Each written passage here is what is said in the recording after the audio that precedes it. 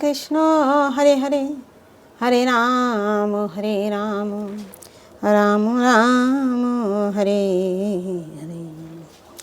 গুরু ব্রহ্মা গুরু বিষ্ণু গুরুদেব মহেশ্বর, গুরু সাক্ষাৎ পরম ব্রহ্ম তস্मै শ্রী গুরবে নমঃ। অখণ্ডমণ্ডলাকারং ব্যক্तं येन চরাচরং তৎপদং দর্শিতাং येन তস্मै শ্রী গুরবে নমঃ।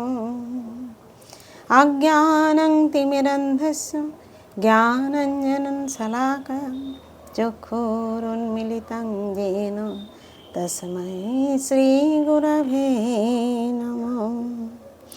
নমো ব্রহ্মণ্যদেবায় গো ব্রহ্মণহিতায় চ জগদ্ধিতায় শ্রীকৃষ্ণায় গোবিন্দায় নমো নমঃ।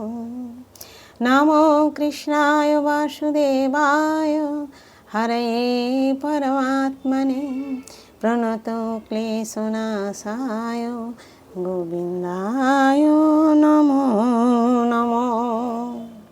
পাঠ করছি শ্রীমদ্ ভাগবত গীতা চতুর্দশ অধ্যায় গুণত্রয় বিভাগযোগ, শ্লোক নাম্বার 6। তত্র সত্যং নির্মলতাৎ প্রকাশকমনাময়ম সুখ সঙ্গেন বদ্ধন্তি জ্ঞান সঙ্গেন চানঘ। তত্র মানে সেই গুণসমূহের মধ্যে, সত্যম মানে সত্যগুণ, নির্মলাত্মাৎ মানে জড় জগতে সবচেয়ে নির্মল হওয়ার ফলে, প্রকাশকম প্রকাশকারী, অনাময়ম মানে পাপ শূন্য, সুখ মানে সুখ, সঙ্গেন সঙ্গের দ্বারা, বদ্ধান্তি মানে আবদ্ধ করে, জ্ঞান মানে জ্ঞান, সঙ্গেন মানে সঙ্গের দ্বারা, চ মানে অনঘ মানে হে নিষ্পাপ। অনুবাদ: হে নিষ্পাপ, সেই গুণসমূহের মধ্যে সত্যগুণ নির্মল হওয়ার ফলে প্রকাশকারী ও পাপশূন্য এবং তা সুখ ও জ্ঞানের সঙ্গের দ্বারা জীবকে আবদ্ধ করে।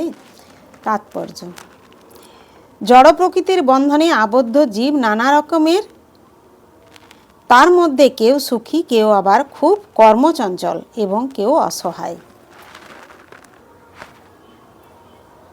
প্রকৃতিতে জীবেদের বন্ধন দশার কারণ এই সমস্ত মানসিক অভিপ্রকাশ। তারা যে কেমন করে বিভিন্নভাবে আবদ্ধ হয় তা ভগবদ্গীতার এই অধ্যায়ে বর্ণনা করা হয়েছে। প্রথমে সত্যগুণের বিবেচনা করা হয়েছে। জড়জগতে সত্যগুণের বিকাশ সাধনের পরিণতি এই যে তা অন্য গুণের দ্বারা প্রভাবিত জীবেদের থেকে অধিক জ্ঞান সম্পন্ন করে তোলে। সত্যগুণে অধিষ্ঠিত মানুষ জড়জগতের দুঃখ কষ্ট দ্বারা ততটা প্রভাবিত হন না এবং তিনি জড়জাগতিক জ্ঞান আহরণ করতে উৎসুক। এই ধরনের মানুষ হলেন ব্রাহ্মণ, যিনি সত্যগুণে অধিষ্ঠিত থাকেন।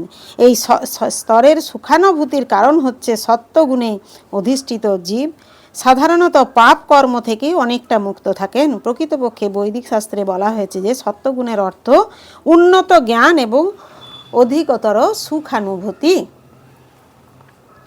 এখানে অসুবিধা হচ্ছে এই যে সত্যগুণে অধিষ্ঠিত হলে জীব মোহচ্ছন্ন হয়ে নিজেকে খুব জ্ঞানী এবং অন্যদের থেকে শ্রেষ্ঠ বলে মনে করেন। এইভাবেই তিনি জড়জগতের বন্ধনে আবদ্ধ হয়ে পড়েন। সেই সম্বন্ধে সবচেয়ে ভালো দৃষ্টান্ত হলেন বিজ্ঞানী ও দার্শনিকেরা। তারা নিজেদের জ্ঞানের গর্বে মত্ত থাকেন এবং যেহেতু তারা সাধারণত তাদের জীবনযাত্রার মান উন্নত করে তোলেন, তাই তারা এক ধরনের জড়সুখ অনুভব করেন। বদ্ধ জীবনের এই উন্নত সুখানুভূতি